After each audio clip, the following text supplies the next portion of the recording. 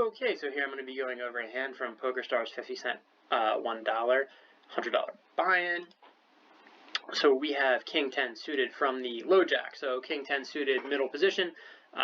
This is towards the bottom end of our open raising range, but we do have suited broadways in middle position, perfectly fine to play. King 10 offsuit I would not be playing here.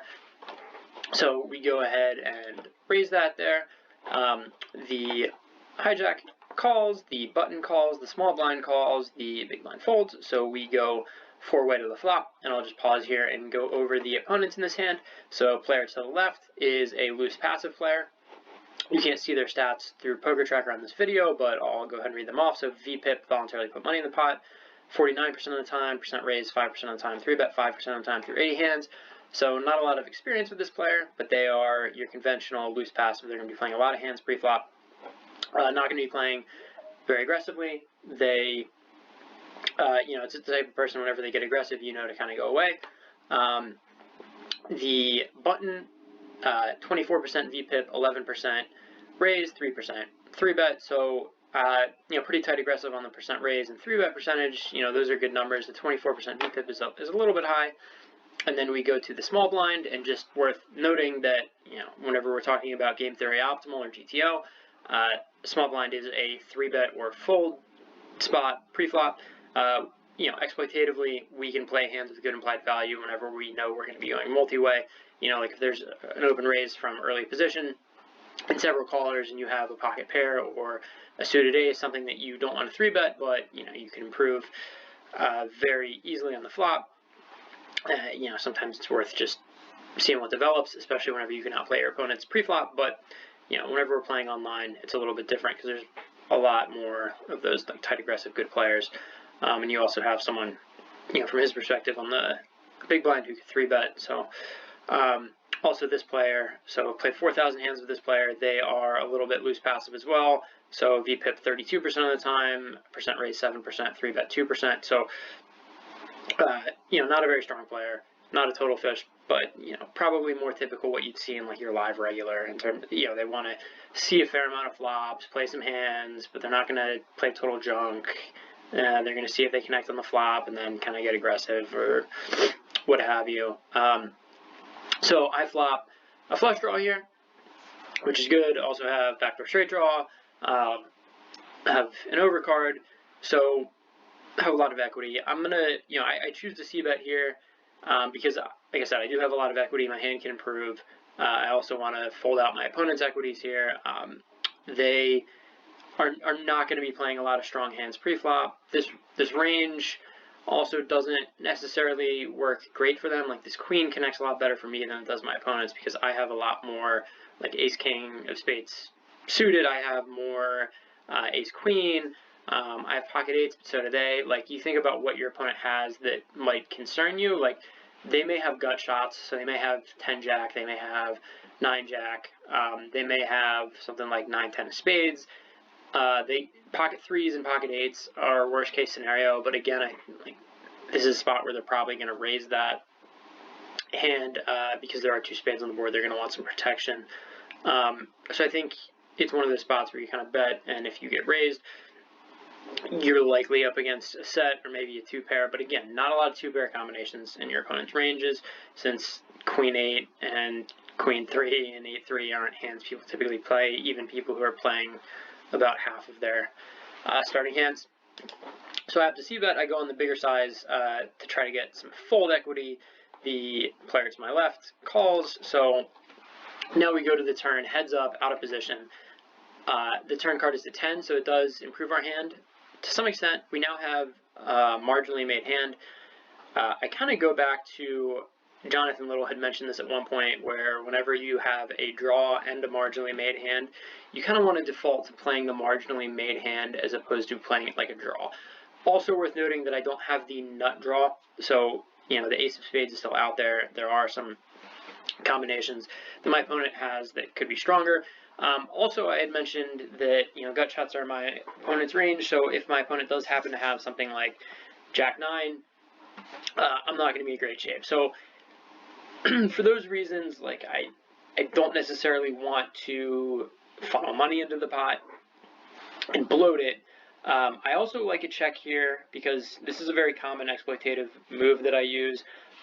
Whenever you check on the turn after c-betting a flop, when someone is in position, especially someone who's not, although this happens with good players as well, like they will take your check as a sign of weakness and they will bet very often. And people will bet with bluffs, they'll bet with air, they'll bet with draws, they'll value own themselves. Like people will bet here with something like 9-10 or 7-8. Hands that aren't very strong, like just that it's like, oh, well, I have a 10 or I have an 8 and they checked, I'm probably strong, I'm probably good, I should just bet. So you have a good bluff catcher here. You also, if your opponent is stronger than you, they do have the queen, they do have like 10-8 for a 2-pair, they do have that jack-9. You still have equity, you still have those 9 outs to the flush. And if another 10 or a king were to hit the board, that would improve you as well, although that puts you in a little bit of a weird spot if your opponent bets big on the river again, because there are stronger hands out there. I will also note that in my experience, like I said, I will check here and bluff catch because people love to bluff and take their stab at the pot, and usually when that stab doesn't work, they will not bet again. It's very rare that people will actually double barrel bluff. People just don't want to have to risk their whole stack, and it's so routine that just like, okay, I'm going to bluff catch one street, and then the next street I'm just going to take them for their word. Like I'm going to assume people are playing more straightforward. This is a common bluff spot, and I think people don't bluff a lot in poker. Like if you look at how GTO is structured versus how people actually play, people play a lot more straightforward. This is a spot, however, where people just assume, oh, he checked, I must be good with my 6-8 offsuit. So they bet 22 big blinds here, 22 big blinds into a 56 big blind pot. I think it's about 39% of the pot. The opponent's betting here, so it's a little bit bigger than you'd ideally like, but I think because there's, the opponent still has 72 big blinds behind, so there's that implied value. You also, like, your hand actually, I think, if you were to run it through an equity calculator, you could see what your exact equity here is against your opponent's range, but because your opponent is playing so wide pre-flop, I think there's so many different hands in their range that this middle pair plus a flush draw is going to have more than 40% equity against the opponent's range here. So I have to go ahead and call, and then this is a lucky spot here where I hit the ace and then I hit the nuts on the river. So two options, check or bet, right? I don't think checking is best here because it's not going to induce a lot of bluffs, right? I don't think your opponent shows up here with a lot of like bluffy type hands, right? Because, there are straights, there are a lot of different ways your opponent can make a straight. There are some busted straight draws, but again, are you going to bet a busted straight draw on a scary board like this? Busted diamond draw, but, would they call pre-flop with just a diamond draw, or not pre-flop, on the flop with just, like that backdoor diamond draw? I think it's just very likely that your opponent has a marginal hand here. Like, they have a pair of tens, they have a pair of queens, and a player like this who's more of a calling station, they're going to call you off a lot, right? Like, they don't want to get bluffed off their hand. They want to see what you have, so they're going to make the call. So I think whenever you bet here, like, you're getting calls from hands that wouldn't bet the river, right? So, like, if you bet here and your opponent has king, queen, or they have, 10-8, or they have jack, queen, whatever, like, a lot of these hands aren't going to bet, but they will call. So I think betting has some merit here. I opt to bet half pot. I'd probably bet a little bit smaller just because, like, that'll allow them to satisfy their curiosity without thinking fold as much. It also, could induce a bluff potentially. But again, like I said, I don't think that's as likely. I think what you really want to do is just target those marginally made hands that don't want to have to fold. So it works out well. We win a 153 big blind pot, which is surprisingly big for how strong our opponent is, which is not very strong at all. They had third pair, and like I said, they didn't want to they didn't want to get bluffed off their hand. They got to the money round. They had to see what I had.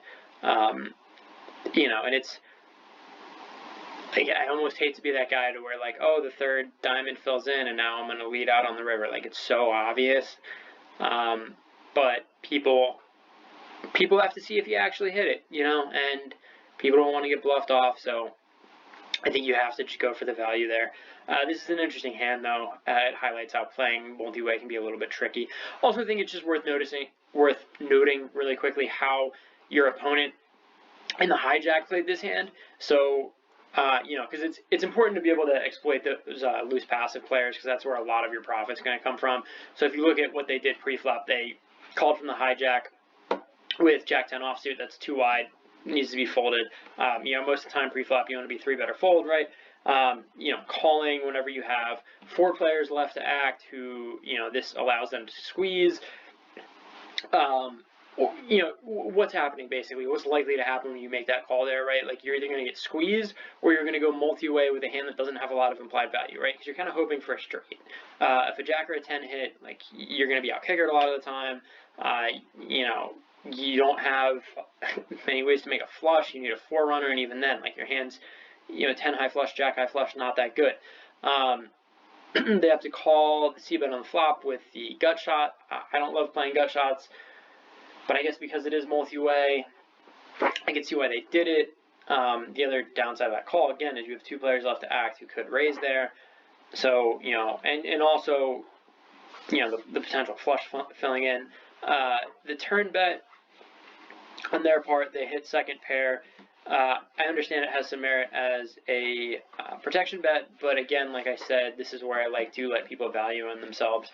I had the 10, I'm probably good, but again, I think he's betting here in a spot where he's going to get called by better and he's going to get folded out by worse. So the only real merit it has, in my personal opinion, is of a protection bet to try to get me to fold out my equity. I guess he also, I should clarify, he also does still have the gut shot. So if the 9 were to come on the river, he could, improve.